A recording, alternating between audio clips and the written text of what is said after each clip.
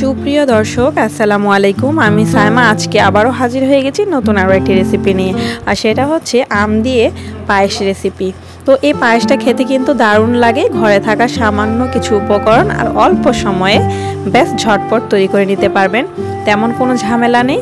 মাত্র 5 মিনিটে ঘরে থাকা সাধারণ কিছু উপকরণই হয়ে যাবে এই মজাদার একটি ডেজার্ট রেসিপি। তো ঝটপট তৈরি করে ফেলতে পারবেন আর পরিবারের সকলকে চমকে দিতে পারবেন এই আমের রেসিপিটি দিয়ে। তো চলুন কথা না বাড়িয়ে মূল ভিডিওতে চলে যাই। এর জন্য আমি যে উপকরণটা নিয়েছি প্রথমে সেটা হচ্ছে সাবু। এই সাবুটা আপনারা যে কোনো মুদির দোকানে পেয়ে যাবেন, আর এটাকে আমি ধুয়ে নিলাম। এবার হাফ কাপ পরিমাণ এই সাবুতে আমি দিয়ে দিচ্ছি সামান্য পানি। এবার এক পাশে এটাকে ঢেকে রেখে দিচ্ছি। চলে যাচ্ছি পরবর্তী স্টেপে।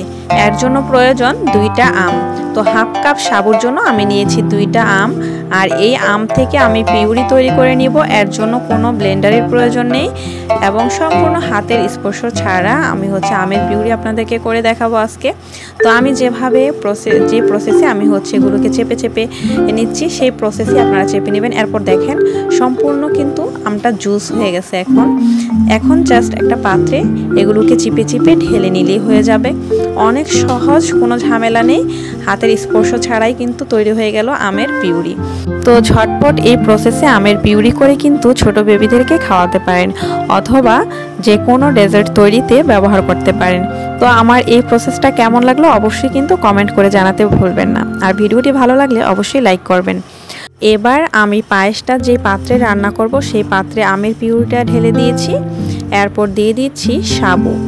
তো সাবুটা যেহেতু ভিজিয়ে রেখেছিলাম, এতে করে কিন্তু এটা তাড়াতাড়ি সিদ্ধ হয়ে যাবে। এরপর এখানে দিয়ে দিচ্ছি স্বাদ মতো লবণ। সামান্য লবণ দিলে ভালো হয়, না দিলেও চলে। এরপর এখানে দিয়ে দিচ্ছি কনডেন্স মিল্ক। তো আমরা এখানে কোনো প্রকার সুগার ইউজ করব না, তার কারণে কনডেন্স মিল্কটা দিচ্ছি। আর যে কোনো ডেজার্ট তৈরিতে কনডেন্স মিল্ক ব্যবহার করলে কিন্তু খেতে অনেক বেশি সুস্বাদু হয়। যদি বাসায় কনডেন্স মিল্ক না থাকে তাহলে কি করবেন, তখন শুধু চিনি এবং পাউডার দুধ ইউজ করতে পারেন। তারপর দিয়ে দিচ্ছি এখানে লিকুইড দুধ 2 কাপ দিয়েছি আমি। তারপর দিয়ে দিচ্ছি তেজপাতা, এলাচ 2টা, দারুচিনি ছোট একটি টুকরো। এবার সমস্ত উপকরণ খুব সুন্দরভাবে মিশিয়ে নিচ্ছি। এবার চলে যাচ্ছি রান্নাঘরে। তো আমার আজকের রেসিপিটি যদি ভালো লাগে অবশ্যই কিন্তু লাইক করতে ভুলবেন না, আর আমার চ্যানেলের পাশে থেকে এরকম নতুন নতুন ভিডিও পেতে অবশ্যই চ্যানেলটিকে সাবস্ক্রাইব করে রাখবেন। এবার প্রথমে আমি চুলার আঁচটা কিন্তু একদম বাড়িয়ে রেখেছি, কারণ এগুলো এখন গরম হতে হবে। তো আমি প্রথম দিকেই কিন্তু খুব নাড়াচাড়ার মধ্যে রাখছি, কারণ সাবুটা কিন্তু তলায় লেগে যেতে পারে। তো পায়েসটা রান্নার ক্ষেত্রে পুরোটা সময় জুড়েই কিন্তু আমি চুলার হিটটা মিডিয়াম টু হাই হিটে রেখে এটাকে রান্না করে নিব, এবং কিছুক্ষণ পরপর কিন্তু এটাকে নাড়াচাড়া দিয়ে রাখতে হবে। বেশিক্ষণ সময় লাগবে না, প্রায় 8 থেকে 10 মিনিটের মধ্যেই এই পায়েসটা হয়ে যাবে। যখন এরকম একটা বুদবুদ সৃষ্টি হবে, ভিডিওতে দেখে নিশ্চয়ই আপনারা বুঝতে পারছেন, এরকম অবস্থায় আমি চুলা থেকে এটাকে নামিয়ে নিব।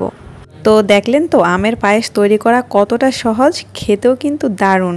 একবার হলেও বাসায় ট্রাই করে দেখবেন, আর অবশ্যই কিন্তু আমাকে কমেন্ট করে জানাতে ভুলবেন না আপনার কাছে রেসিপিটি কেমন লাগলো। তো আজকের মতো এখানেই বিদায় নিচ্ছি, আর আমি সাইমা প্রতিদিনই চলে আসব নতুন কোনো না কোনো রেসিপি নিয়ে। আমার চ্যানেলের পাশে থেকে এরকম আরও ভিডিও পেতে অবশ্যই চ্যানেলটিকে সাবস্ক্রাইব করে রাখবেন। আজকের মতো বিদায় নিচ্ছি। খোদা হাফেজ, আসসালামু আলাইকুম।